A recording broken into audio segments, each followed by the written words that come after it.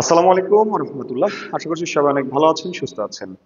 আরো একটি ভিডিওতে সবাইকে অভিনন্দন জানাচ্ছি। লক্ষ্য করেন, আজকের ভিডিওটা দেখেন সংস্কৃত কৃত প্রত্যয় অন প্রত্যয়টাকে আহ, অন প্রত্যয়যুক্ত যে শব্দগুলো আছে বিভিন্ন পরীক্ষায় আসে, আমরা এই শব্দগুলোর বিভাজন একটু শিখবো বা জানবো। লক্ষ্য করেন, বলছি কি, বলছি করণ, বলছি কারণ, বলছি শ্রবণ, বলছি ধারণ। হুম, ধারণ। আচ্ছা, বলছি নয়ন, সরি, নয়ন। ওকে, দেখেন এখানে আমি বেশ কয়েকটা শব্দ লিখেছি, প্রত্যেকটা শব্দের শেষে কি আছে? এই অন প্রত্যয় আছে। আপনি কি করবেন জানেন? এই অন প্রত্যয়টাকে বের করবেন, বের করে আলাদা করবেন। হ্যাঁ, আলাদা করেন। এই যে শেষে দেখেন অন আছে, করণ, তাহলে অন যদি থাকে শেষে, আপনি অনটাকে আলাদা করেন। মনে রাখবেন এই অনটা আসছে অনর্থ থেকে, অনর্থ থেকে অন, অর্থাৎ মূল প্রত্যয়টা হচ্ছে অনর্থ। এই অনর্থ, এই অনর্থ থেকে পরবর্তী যে রূপটা আসছে সেটা অন। তো সুতরাং আমরা এইটাকে আগে প্রাধান্য দেব। অর্থাৎ আপনার যদি ক নম্বর অপশনে অনর্থ থাকে, অনর্থ থাকে, খ নম্বরে যদি অন থাকে, আপনি এই অনকে না নিয়ে অনর্থকে নেবেন, কারণ এটা হচ্ছে মূল প্রত্যয়। এটা মূল প্রত্যয়, এই মূল প্রত্যয় থেকে পরবর্তী চেঞ্জ হয়ে এই প্রত্যয়টা এসেছে। সুতরাং আমাকে আগে এই দিকে নজর দিতে হবে। এটা যদি না থাকে সেক্ষেত্রে এটা নিব। ওকে, শব্দের শেষে যদি অন থাকে, সে অনটাকে আমরা এইভাবে লিখবো, প্রথমে এটা তারপরে এইটা। আচ্ছা, এরপরে বাকি কি থাকে? বাকি থাকে কর, কর। ওকে, এরপরে দেখেন এই শব্দের শেষে কি আছে? অন আছে। এই অনটাকে লিখলেন অনট বা অন। ওকে, আর এরপরে কি আছে? এরপরে আছে কয়াকার, কার। ওকে, কার, কার বাকি থাকে, কর বাকি থাকে। এরপর দেখেন এখানে লক্ষ্য করেন, শ্রবণ শব্দের দিকে তাকান, শেষে অন আছে।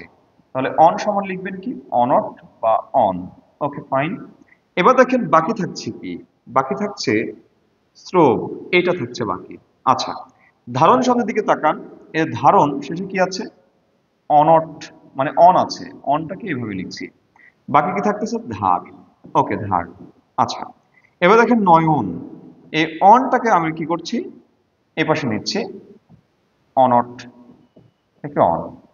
আর এখানে বাকি কি থাকছে? বাকি থাকছে নয়। আচ্ছা, নয়। ওকে, এবার দেখেন এটা হচ্ছে সংস্কৃত কৃত প্রত্যয়, তাহলে এর পূর্বে কি? ধাতু, ধাতু, ধাতু, ধাতু।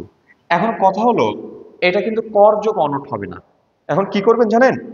আপনি দেখবেন প্রকৃতিতে অর্থাৎ ধাতুতে প্রথম বর্ণের সাথে যদি অর থাকে, অর্থাৎ প্রথম বর্ণ দেখেন কর, এই কর অকর, এই প্রথম বর্ণের সাথে যদি অর থাকে, লক্ষ্য করেন এই প্রথম বর্ণের সাথে অরটা কি দেখেন?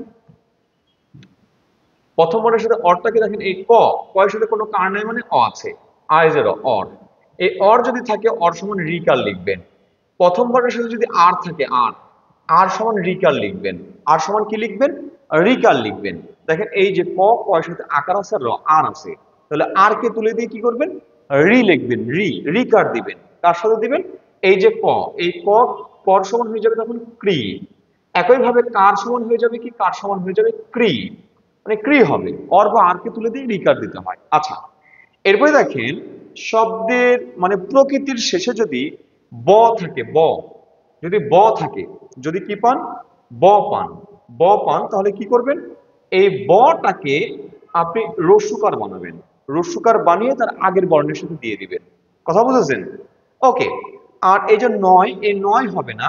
এই নয়টা দেখেন আমরা যখন সন্ধি বিচ্ছেদ করি, নয়ন, নয়নের সন্ধি বিচ্ছেদ কি করি?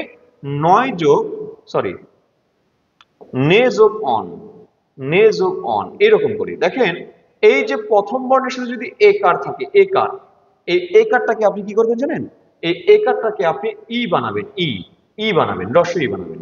তাহলে দেখেন আমি আপনাকে এখানে বলেছি, যদি শব্দের প্রথম বর্ণে আপনি অর পান, অর সমান রিকার দিবেন, আর পাইলে আর সমানও রিকার দিবেন। আর প্রকৃতির শেষে যদি আপনি ব পান, সেই বটাকে আপনি রস্যুকার বানাবেন। এটা নিয়ে আমি আরেকটা উদাহরণ দিচ্ছি, ওয়েট। আর এই যে দেখেন যদি শব্দের প্রথম বর্ণের সাথে যদি এ পান, সেটাকে আপনি কি করবেন? রস্যই বানাবেন, রস্যই বানাবেন। ঠিক আছে, রস্যই বানাতে হয়। অথবা ধাতুর সাথে যদি অয় থাকে, সে অয়টা উঠে যে একটা ই বসে। হুম, এটা আমরা প্রকৃতি প্রত্যয় যারা পড়েছি তারা হয়তো জেনে থাকবো, লক্ষ্য করবেন। এখন দেখেন এই জায়গাতে তাহলে প্রথম বর্ণের সাথে কি আছে? অর আছে। অর যেহেতু আছে তাহলে এটা কি হবে, এটা আমার হয়ে যাবে ক্রি, ক্রি হয়ে যাবে। দেখেন এখানে আকার আছে আর র আছে, আর আছে, আর সমান কি হবে, আর সমান এটা হয়ে যাবে ক্রি। দেখেন এই যে শব্দের শেষে কি আছে, ব আছে, ব, ধাতুর শেষ বর্ণটা ব, তাহলে এর সাথে আপনি আগের বর্ণের সাথে রস্যকার দিয়ে দিবেন। দেখেন এই যে লক্ষ্য করেন প্রথম বর্ণের সাথে কি আছে, প্রথম বর্ণের সাথে আর আকার আছে, র আছে, আর, তাহলে আর সমান কি হবে, আর সমান হবে রিকার। আর দেখেন এই যে সন্ধিতে বলেছিলাম যে সন্ধিতে আমরা পড়েছি যে নয়ন সমান কি, নে যোগ অন, তাহলে একার থাকলে কি হয়, একার থাকলে ই হয়, তবে এখানে ই নেয় না, এটা এখানে দীর্ঘই নেয়, অর্থাৎ দন্ত নয় দীর্ঘই হয়, অর্থাৎ দন্ত নয় দীর্ঘই হয়, নি যোগ অন বা মানে অনুপ বা অন। ঠিক আছে, এখন কথা হলো দেখেন আপনি এছাড়া প্রকৃতিতে যদি বা প্রথম বর্ণের সাথে যদি আপনি অয় পান, অয়, সেই অয়টাকে তুলে দিয়ে সেখানে একটা ই যুক্ত করতে হয়, ই, কোথাও বানান অনুযায়ী এই ইটা দীর্ঘইও হতে পারে। যেমন দেখেন আপনাকে আমি আরেকটা উদাহরণ দিই, লক্ষ্য করেন, তাহলে বিষয়টা আপনাদের বুঝে আসবে ভালো। দেখেন আমি একটা শব্দ লিখছি, দেখেন লক্ষ্য করেন, আমি একটা শব্দ লিখছি ভয়।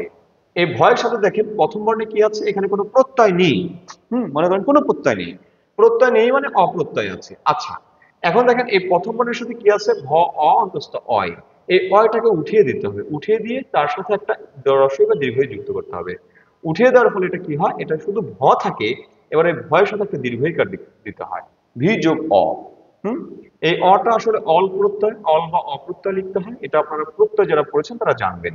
দেখেন আমি একটা শব্দ বলছি জয়, এই জয় সমান দেখেন এই যে জ অ অন্তস্থ অয় আছে, এই অয়টা উঠে যাবে, কোনো প্রত্যয় নাই মানে এখানে অল বা অপ্রত্যয় আছে। ওকে, এবার দেখেন এই যে প্রথম বর্ণ অয় উঠে যাচ্ছে, অয় উঠে যাওয়ার কারণে এখানে বর্গীয় জ থাকতেছে, এর সাথে আপনি একটা কি করবেন, রস্বইকার দিবেন, কোনোটা রস্বই হবে, কোনোটা বানানোই দীর্ঘই হবে।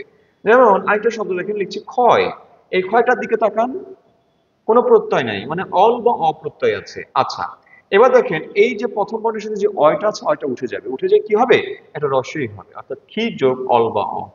তাহলে এই যে এই শব্দগুলোকে আমরা এইভাবে প্রকৃতি প্রত্যয় নির্ণয় করব। আরেকটা শব্দ দেখেন আমি লিখছি শৈশব, এই শৈশব শব্দের দিকে তাকান, শৈশব, এই শৈশব শব্দের প্রকৃতি প্রত্যয় আপনি কিভাবে বের করবেন, লক্ষ্য করেন এইখানে কোনো প্রত্যয় নেই মানে এখানে অপ্রত্যয় আছে, অপ্রত্যয়। ওকে ফাইন, অপ্রত্যয় আছে। এবার দেখেন এই যে প্রথমবারে যখন একার বা ঐকার থাকবে, এ বা ওই থাকবে, সেই এ বা ওইটাকে রস্বই বানাতে হয়, ই বানাতে হয়। ওই যে নয়নে যেমন ই বানিয়েছি, এখানে যেমন ই বানিয়েছি, এরকম ই বানাতে হয় আর কি। ঠিক আছে, তাহলে এই ঐকারটা কি হবে, রস্বইকার হবে। তারপর দেখেন শি তাহলে বর্ষা। এবার দেখেন শেষে কি থাকছে, ব থাকছে, এই যে ব কে কি করেছিলাম, রস্য করেছিলাম, এইখানেও রস্য করব। একইভাবে দেখেন যাদব, এই যাদব শব্দের শেষে দেখেন কোনো প্রত্যয় নেই মানে অপ্রত্যয় আছে, তাহলে এই আকারটা দেখেন উঠে যাবে। আপনাদেরকে শুরুতে দেখিয়েছিলাম যে আকার থাকলে উঠে যায়। হুম, সরি আপনাদেরকে এটা দেখাই নেই। শব্দের প্রথমবারে যদি আকার থেকে প্রকৃতি প্রত্যয় নির্ণয় করার সময় সেটা উঠে যায়, তাহলে এটা কি হবে, এখানে আকারটা উঠে যাবে, শুধু অ থাকবে, তাহলে জ দ, যদ, আর এই যে ব, এই ব সমান ঋস্যকার হবে, যদু যোগ অ সমান যাদব। তাহলে মানব শব্দের প্রকৃতি প্রত্যয় কি হবে কমেন্টে জানাবেন। ধন্যবাদ সবাইকে, সবাই ভালো থাকবেন, সুস্থ থাকবেন। আসসালামু আলাইকুম রহমতুল্লাহ।